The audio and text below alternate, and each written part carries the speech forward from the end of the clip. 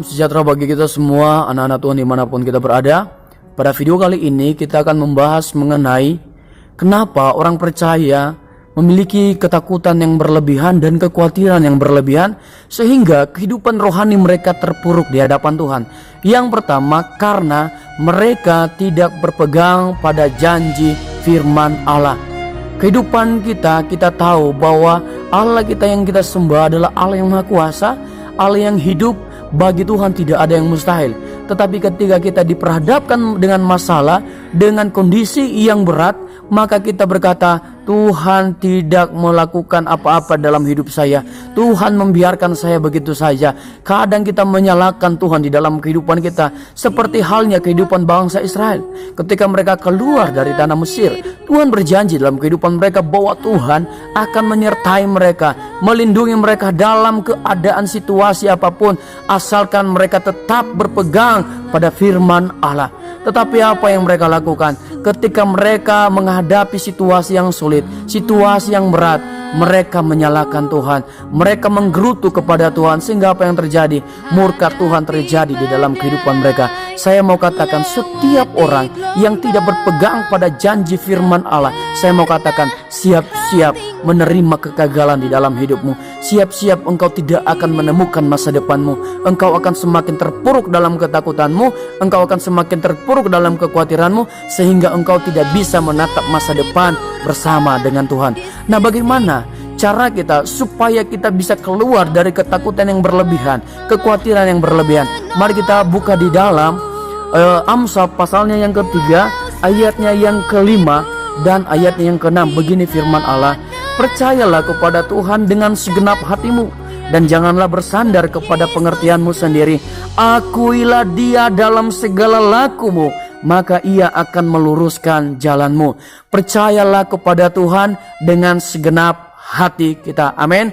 Dalam keadaan situasi apapun yang kita hadapi, kita harus mempercayakan hidup kita bahwa Tuhan selalu menyertai kita. Amin. Dalam setiap keadaan yang kita hadapi, kita harus mengakui Tuhan bahwa Tuhan selalu ada bersama kita. Ketika kita menghadapi masalah, kita harus akui Tuhan bersama saya. Tuhan pasti akan membela saya. Seperti Yosua dan Kaleb, ketika mereka diutus untuk mengintai tanah Kanaan, mereka selalu mengakui Tuhan di dalam langkah kehidupan mereka. Walaupun 10 pengintai yang lain, mereka berkata ada musuh yang besar, ada raksasa-raksasa di dalamnya, tetapi Yosua dan Kaleb berkata, kalau Tuhan berkenan kepada kita, maka kita akan menduduki tanah Kanaan itu. Mereka telah menaklukkan ketakutan, mereka telah menaklukkan kekhawatiran. Karena kenapa?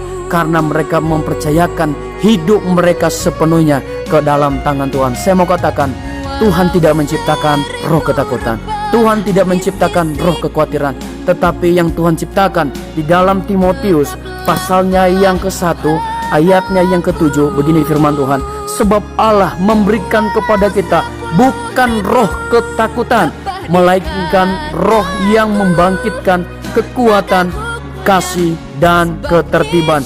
Di dalam Yohanes, supaya lebih jelas, di dalam Yohanes 4 ayatnya yang ke-4 bagian B, sebab roh yang ada dalam kamu lebih besar daripada roh yang ada di dalam dunia ini. Saudara harus percaya bahwa Tuhan telah memberikan kepada kita roh kekuatan, roh yang membangkitkan semangat untuk mengalahkan setiap ketakutan, kekhawatiran yang ditawarkan oleh dunia ini. Gunakan roh itu, bangun roh itu, supaya kita bisa menjadi pemenang-pemenang di dalam Tuhan. Saya percaya bahwa setiap kehidupan kita adalah kehidupan yang terus ingin mengalami kemenangan di dalam Tuhan. Jangan biarkan iblis berbisik di dalam hatimu, berbisik dalam pikiranmu, memberikan kekhawatiran, memberikan ketakutan di dalam dirimu.